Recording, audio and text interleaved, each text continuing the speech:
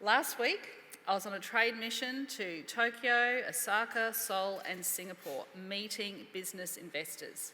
And one comment came through loud and clear. You're from an Olympic city. How can we play our part? How can we be involved? That is how the world is reacting to our games already.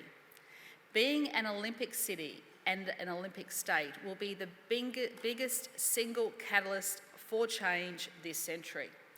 A climate-positive games happening just as our state embarks on one of the biggest green energy revolutions in the world. 2 years ago, I went to Tokyo to help secure the Games. It was a different time and a different place.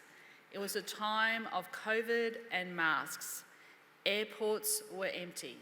The world had come to a standstill. What a difference 2 years has made. As I travelled last week, the airports were full. I actually shared a plane with our Australian swim team off to the World Championships in Japan. The world is once again looking forward to a brighter future, and that includes Queensland in ways that it never has before. A lot has happened in the past 2 years, and I want to share with you that today. We've produced a master plan. It provides for 37 competition venues spread right across the length and breadth of this state. There are 6 new venues, 8 upgraded venues, 5 temporary venues, and 16 existing venues. And this is the key point, 84% of the venues we need for 2032 are either already built or will be temporary. This is a massive head start, and this of course is under the new norm. There are non-competition venues for broadcasting and media and 4 athlete villages. There are 16 projects in our minor venues program.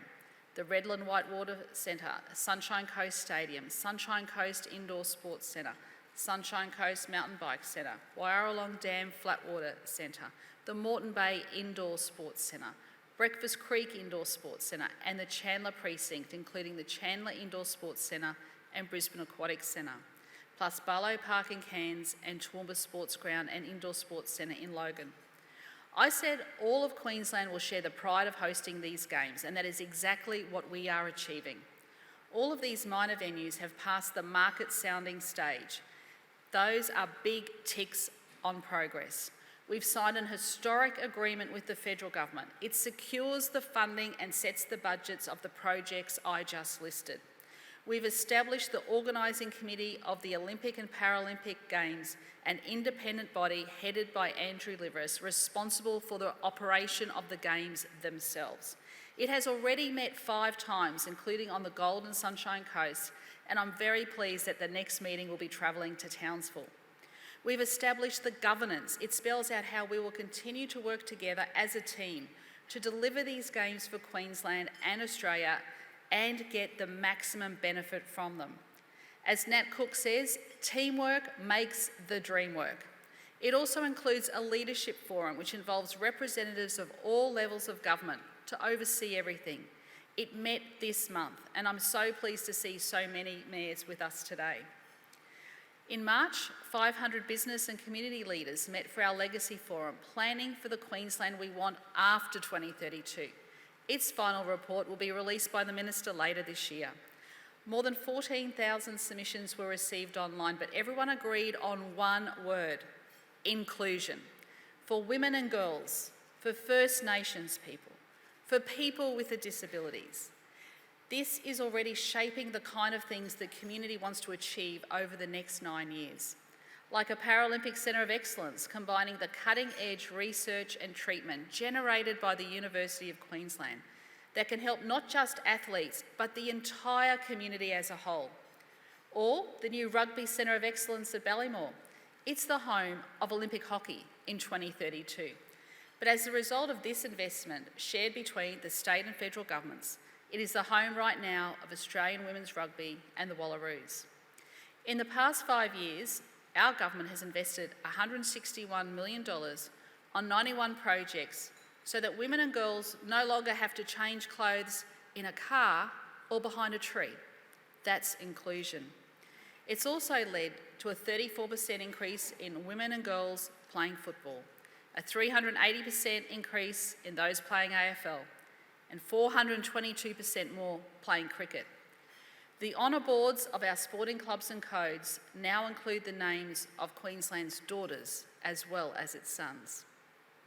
I'm sure you would have noticed that Brisbane has been named the sporting capital of Australia and among the top 15 sporting capitals of the world. And this weekend we host the FIFA Women's World Cup, which is exciting, and tonight very exciting as well. These major events fill hotels and put the smiles on cab drivers' faces.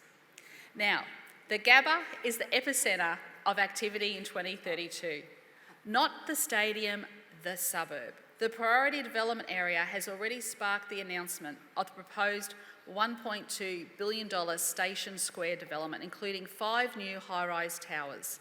But this PDA also includes scope for more social and affordable housing. And just as South Bank left that legacy of Expo 88, I believe the Gabba will become our East Bank, a highly connected, modern and livable part of our city, with the river on its doorstep and the world at its feet. Connected to Cross River Rail, a new pedestrian walkway and a new underground station in Albert Street, it means patrons will be a 2-minute train ride from the CBD. At the Sydney and London Games, the trip to their major stadiums takes over 20 minutes. The Gabba's market sounding is complete and its project validation report is nearing completion. Brisbane Arena will also be a world-class facility for live events, highly accessible and also well connected to transport networks.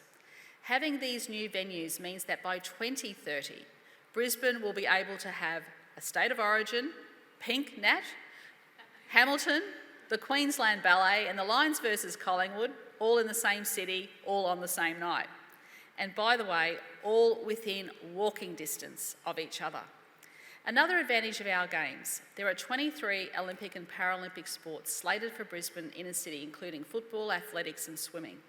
We use the term walking distance, but never before have our facilities been more accessible to people of all mobilities. All are connected by rail and public transport, also including the Brisbane Metro. You know what Caxton Street is like on game night? Well, imagine the world getting a taste of the Queensland lifestyle in all of the bars and restaurants of South Bank, the rooftop barbecues and the city in 2032 and for decades after. And the games extend to the Sunshine Coast, the Gold Coast, Toowoomba, Townsville and Cairns. Barcelona's tourism industry quadrupled after their games. Just think what happens when the world discovers Queensland. Now, that's just a taste of what's ahead for us in the future. But the opportunities for Queensland business exist right now.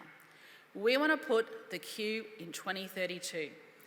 Since 2017, our government has had a Buy Queensland policy, putting Queensland business at the centre of everything that we do. So far, it has ensured $57.8 billion of government investment and contracts have been shared by more than 70,000 businesses.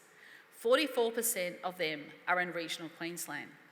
Now, over the next 9 years, the Queensland Government will spend $180 billion on goods and services. Buy Queensland is included as a requirement of the Brisbane Olympic and Paralympic Games Arrangements Act. It means billions of dollars of investment and contracts will go to Queensland businesses. In order to help Queensland businesses make the most of this opportunity, today I launched the Q 2032 procurement strategy. It allows business to engage directly with the government about opportunities related to 2032. It will help business find the contracts for goods and services that we need. Contracts like equipment for the International Broadcast Centre, stands and seats, signage, flags. It's a very long list. There will also be a business advisory group, regional roadshows, and all the help any business could need. For example, Skyberry Farms on the Atherton Tablelands is Australia's biggest producer of red papaya, and they also grow, roast and package 40 tonnes of coffee a year. They are looking at ways of producing, wait for it, red papaya vodka. 2032 offers them the opportunity of reaching a global market. Think of what that could do for businesses and the community. That is just one example. Now also too, as you have seen as you came in this morning, we're also planning for the technological advances likely for 2032. Artificial intelligence and virtual reality mean the best seat in the house could be in your own house. Right now, technicians are working on ways you'll be able to run alongside the athletes in the marathon or get in the pool virtually. So, as you can see, we're not waiting for 2032. As you've heard, our preparations are well advanced. Our economy is strong and growing at twice the rate of the rest of the country. We've already started the renewable energy revolution that will set our children up with the jobs of the future. It's a future that belongs to Queensland. But I wanted to leave you with one last thought. Right now, 200 Queensland children are in training for the 2032 Games. 200 who qualified in round one of the U for 2032, the biggest talent search Australia has ever seen. They're working with the elite coaches at the Queensland Academy of Sport. 4,454 tried out from Thursday Island right across our entire state. That's 4,454 Queensland children, not just dreaming, but working on being the next Kate Campbell or Anna Mears or Logan Martin or Curtis McGrath. And we are not finished yet. It's their faces I think about, hearing that national anthem, and their families bursting with pride, cheering them on, their first games on home soil. It all happens 9 years from now at the 2032 Brisbane, Queensland Olympic and Paralympic Games. Enjoy your breakfast. Thank you.